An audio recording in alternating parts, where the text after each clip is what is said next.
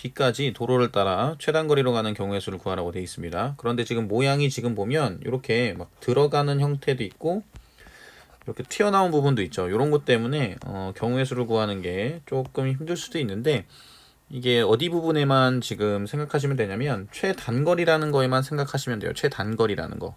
자, 무슨 소리냐면, 자, 예를 들어서 제가 요 지점에서 이렇게 밑으로 이렇게 밑으로 간 다음에 요렇게 뒤로 가는 경우 있죠. 요렇게 뒤로 가는 경우는 최단거리에 해당이 되지 않죠. 자, 무슨 소리냐면, 자, 여기서 만약에 보세요. 여기서 오른쪽으로 갔습니다. 여기서 밑으로 내려가고 다시 오른쪽으로 가서 다시 밑으로 내려가는 건 최단거리에 포함이 되죠. 가장 짧게 가는 거니까. 그런데 여기를 지나서 다시 뒤로 이렇게 빠꾸하는 거잖아요. 그죠? 이렇게 뒤로 되돌아오게 되면 이건 최단거리가 아니죠. 그죠? 빨간색 루트를 잘 보면 오른쪽으로 한 칸 이만큼 갔다가 내려온 다음에 다시 왼쪽으로 이렇게 반 칸만큼 오게 되는데, 이게 실질적으로 파란색 라인을 보면 내려온 다음에 오른쪽으로 반 칸만 가면 다시 내려와서 B로 갈 수 있는 형태가 되는 거니까 이건 최단거리가 되지 않아요. 마찬가지로 내려온 다음에 다시 이렇게 오른쪽으로 갔다가 다시 내려와서 왼쪽으로 가는 것도 최단거리에 해당이 되지 않습니다. 그러니까 이 부분은 신경을 쓸 필요가 없어요. 이쪽은 신경 쓸 필요가 없고, 어디까지만 신경 쓰면 되냐면 최단거리이기 때문에 요 부분만 신경 쓰면 되는 거예요. 요 부분만. 즉 실질적으로 신경 써야 될 부분은 요 부분만 해당이 되는 겁니다. 요렇게. 자, 그리고 이제 요 라인 같은 경우에는 어떻게 할 거냐면, 자,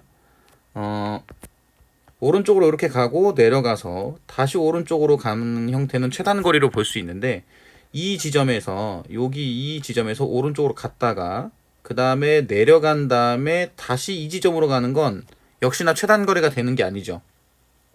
그죠? 가장 짧게 가야 되니까 뒤로 가는 거는 할 필요가 없어요. 그죠? 그래서 요거를 어떻게 연결을 시킬 수 있다라고 보시면 되냐면, 자, 점 A가 있을 때, A가 이렇게 있어요. 여기 위에는 첫 번째 요 라인에는 몇 칸만 있다라고 생각하면 되냐면 이렇게 세 칸만 있다라고 생각하시면 됩니다. 이쪽은 할 필요가 없어요. 그리고 밑으로 이렇게 내려오는데 요 부분을 이쪽으로 미는 거죠. 이렇게 내려온 상태입니다. 그리고 이 라인은 어디로 가냐면 이쪽이랑 연결시켜야 돼요. 왼쪽에 있는 부분하고. 왜냐면 오른쪽에 있는 부분은 뒤로 가는 형태가 되기 때문에 이건 연결을 시키지 않을 거고요. 이 부분하고 연결을 시킬 겁니다. 이렇게. 그리고 자, 끝에 자 내려갔어요. 그 다음에 또 내려가고 이렇게 내려가는 형태가 되죠. 그래서 여기를 B를 연결을 할 거예요. 그러면 이렇게 되겠죠. 이런 식으로. 그 다음에 이제 여기 들어가 있는 부분도 밖으로 빼서 이렇게 B랑 연결을 시키는 거죠. 그러면 이런 형태가 나오게 됩니다. 이런 형태로.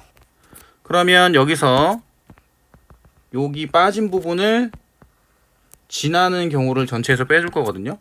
일단 전체 경우의 수는 지금 보면은 밑으로 3번, 오른쪽으로 3번이잖아요. 그럼 6팩입니다. 그러면 3팩, 3팩으로 이렇게 나누면 되겠죠? 자, 그 상태에서 요 지점을 반드시 지나는 경우를 구하게 되면 이렇게 가면 되죠. 자, 요 형태로 가려면 3팩을 2팩으로 나눠야겠죠. 그리고 이쪽으로 가는 게 두 가지입니다. 그쵸? 그러면 요건 3이죠, 3. 요건 3이에요. 요건 두 가지고. 그럼 요 3하고 2를 곱하게 되면 요 가운데 요 라인을 반드시 지나는 경우의 수가 되는 거거든요. 그래서 빼기 6을 하면 돼요. 자, 3팩 곱하기 3팩분의 6팩 요 부분 같은 경우에는 20이 되겠죠. 그래서 20에서 6을 빼면 14가 됩니다. 그래서 정답은 1번이에요.